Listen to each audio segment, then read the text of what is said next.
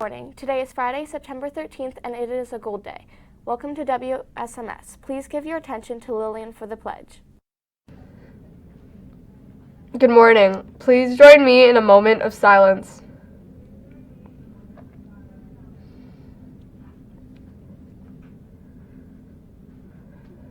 Please stand and face the flag for the Pledge of Allegiance. I pledge allegiance to the flag of the United States of America and to the republic for which it stands, one nation, under God, indivisible, with liberty and justice for all. Remember to show respect, make a difference, and set the bar high. Have a great day. Now back to the announcers. Attention NJHS members, please check your emails this morning for an important message from Ms. Ladson. The first yearbook meeting will be September 20th at 8 a.m. in the IMC. If you are on the staff list year, no need to fill out an application form. New members can pick up an application in the office. The Schmucker Chess Club would like to start meeting again. We hope to have our first meeting on Monday, September 23rd, but first we need to know if there are enough students interested. We need to have at least 10 students attend each Monday club meeting. The meetings will be after school from 4:10 until 5:10 in room 222 with Ms. Hissey. Students who would like to play chess and share ideas and play the game of chess, if you are interested, please sign up in the main office as soon as possible. Be sure to get a permission form too. Return the signed permission form to Ms. Hissey. Congratulations to our Spartan cross-country runners. Last night, the Lady Spartans were victorious over both Pierre Moran and Westside. In the top 10 finishers last night were Zoe Huber, Olivia Metcalf, Kiernan Foley, Ellie Snapnick, and Mumby Waithaka. Ellie came in second overall with a time of 13:29. Mumby placed first overall with a time of 12:23. Great job, girls. The boys cross country shut out the competition last night. Spartans took 9 out of the top 10 spots in the race. In the top 10 last night were Jacob Schmucker, Lawson Swigger, Gabe Glass, Braden Bennett, Braden Plummer, Caden Kelly, Zamorian Hollyfield, Maverick Poe, and Jamie Schwartz. Maverick placed second in a time of 12:08. Jamie took the lead with an amazing 11:43. Congratulations to all of our runners last night who ran their hearts out despite the heat. 7th grade football score last night was Schmucker 28, John Young 21. Dawson French threw a TD pass to Trayvon Willux. Braden Brown, Joey DePalma, and Cade Sheets each ran for a touchdown. Defensively, Cameron Smith had a sack and Zion Ward deflected 2 passes and led the team in tackles. Your 7th grade Spartan volleyball team took their first loss of the season last night, losing in 3 sets, 12-25, 25-20, and 12-15. Leading the stat sheet were Izzy Hanna with 10 digs, Shannon Rouge with 6 kills. The ladies will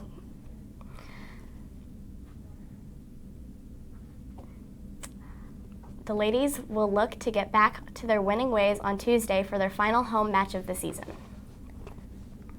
Last night, the 8th grade Spartans fell short to Northwood, 20-25 and 15-25. Kylie Creech finished with 5 digs and 3 aces. Bree Betzer had 6 digs and 2 assists. Lauren Trowbridge stepped up, getting 3 key kills and 1 ace to light a fire for Schmucker. The Spartans will wrap up their home games Tuesday against Pierre Moran. Players will give out free high fives if you come to the game. Shout out to the 4 boys in the stands last night. Thanks for the support. Ms. Grover has posted the representatives for 2019-2020 SMS Student Council. List can be found outside the cafeteria in the commons area. Congratulations. We are going to do some awesome things at SMS this year. Please submit your poems for the chance to go to the author talk with Quim Alexander by the end of today. Turn them into the main office or email Ms. O'Brien with any questions.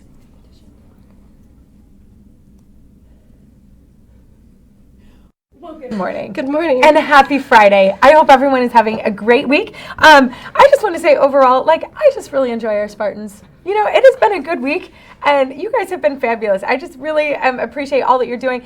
I'm actually stepped out of a math meeting right now, hanging out with math teachers this morning, and just talking about all the celebrations, great iLearn scores that came out, great growth with a lot of our students, so it's really exciting. So I appreciate all the hard work that you do every day when you're here. I just have a couple quick announcements.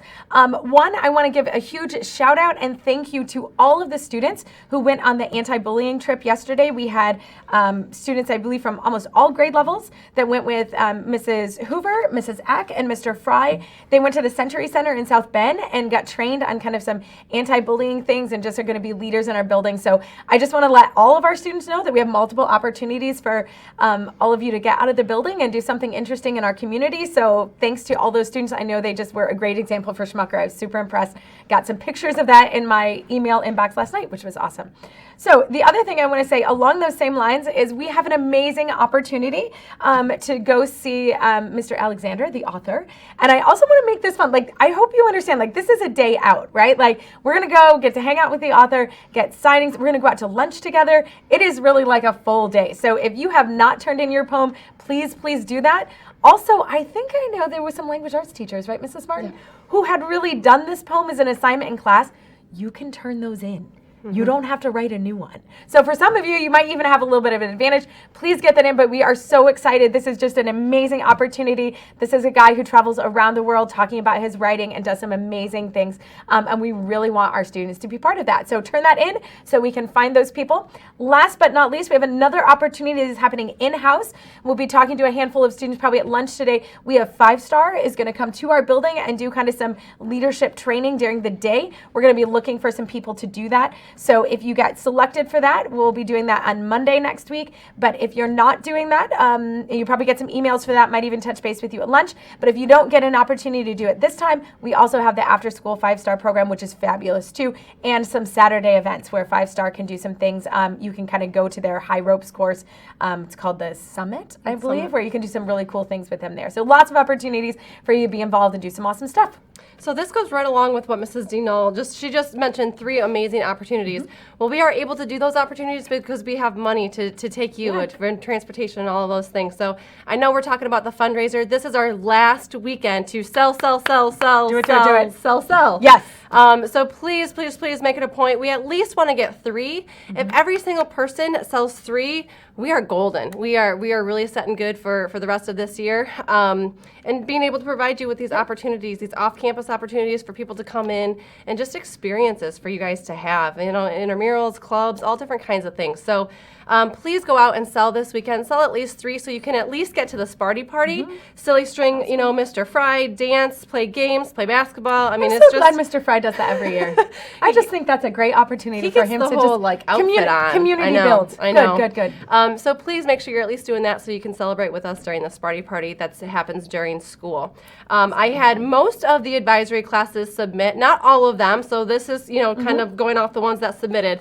In no particular order, our top 5 advisory classes right now, Mr. Hess, they're the reigning champs from last year, by the way. Mr. Hess, Miss Grover, Miss Perkins class, Miss Husband's class, and Miss Hipster's class. So right now we are top 5. I will say that it's really close. The top 4, 5, and down, we're really close. So make sure we are selling. The goal is that each advisory class sells 100 items. That is our goal.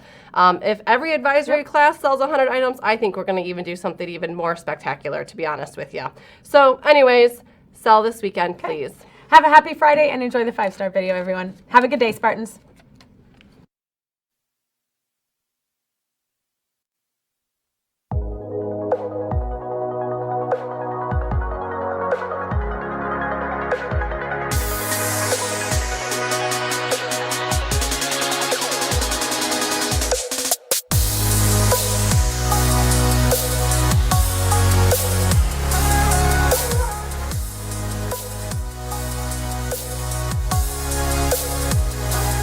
Welcome back to 5 Star Life. Coach Seth here to challenge you to live a 5-star life. And a 5-star life is the life where you're maximizing your potential. You're living the life of your dreams.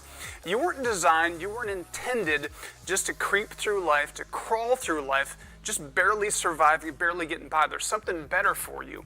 And last week we introduced this new theme, Fearless. And we talked about this idea that, it's a brand new year and there's change, there's transition, there's something new about this year.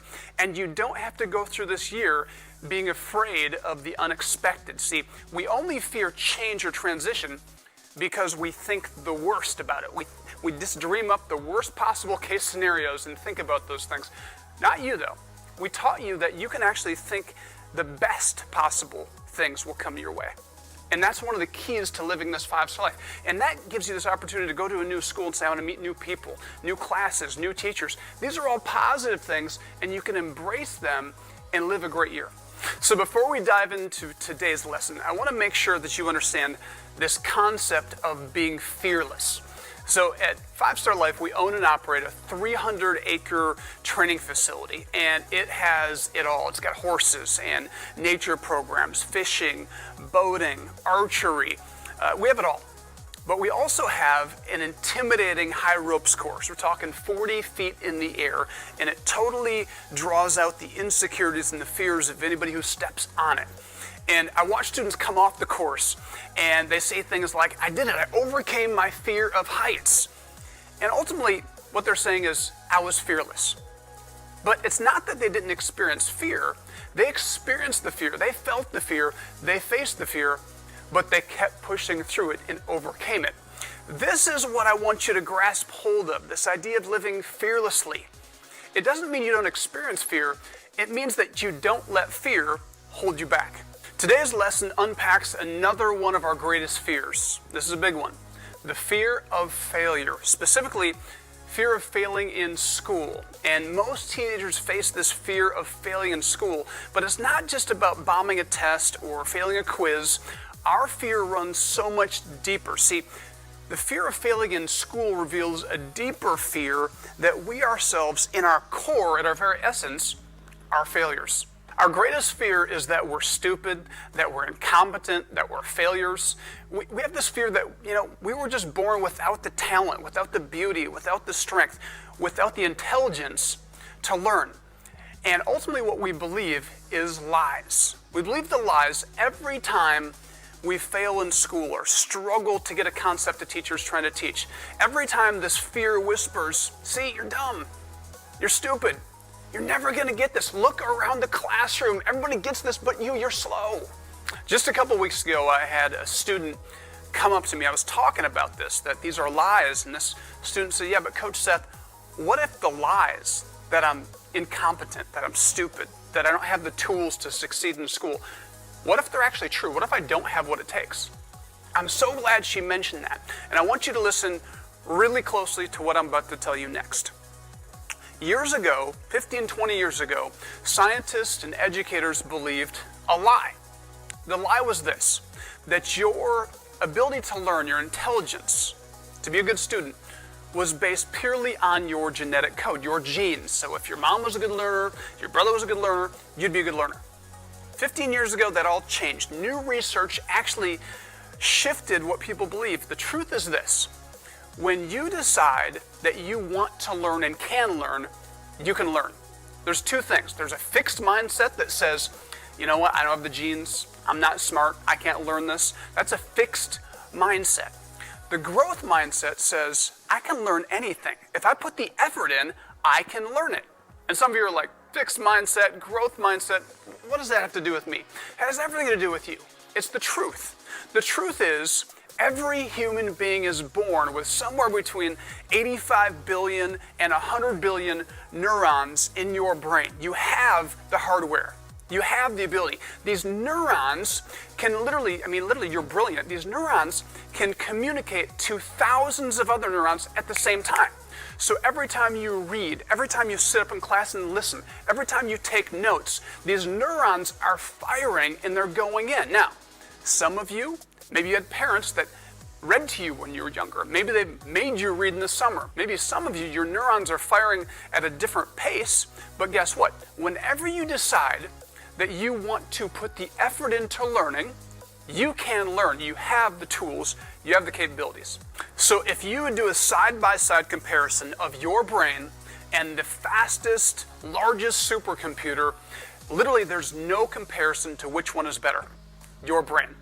In other words, what scientists have found is that you and I have nearly limitless potential to learn, to grow, to process information, and to learn new things and to develop our skill sets. So it really comes down to your choice to have a fixed mindset that's based on limited lies, that you don't have the intelligence, that you just don't have the hardware to learn and be a good student. Or you can adopt a growth mindset that's based on facts and truth that you've got 85 billion neurons that are all just waiting on you to call them into action, to learn, to put your best foot forward. But this fear holds us back. This idea that we're dumb, it holds us back. And so what we do is we goof off in class because we're worried that this fear of failure is going to be exposed and people are going to see we can't learn, we can't succeed in school. Or we have a fear that, even though I don't know the content, I'm afraid to raise my hand and ask questions because that will just reveal that I'm dumb. Instead, you got to flip it. Have a growth mindset. I'm here to grow. I got to call on these neurons to fire to learn it. I don't get this. Teacher, I have a question. I don't understand this. See, it totally is a game changer in your life when you start to have a growth mindset and fight through fear and overcome it and live fearlessly this year. This is the year that you're going to make honor roll. This is the year that you're going to have straight A's. This is the year that you're going to watch yourself go from a failing student to a successful student. This is your year. It starts by living fearlessly. Good luck.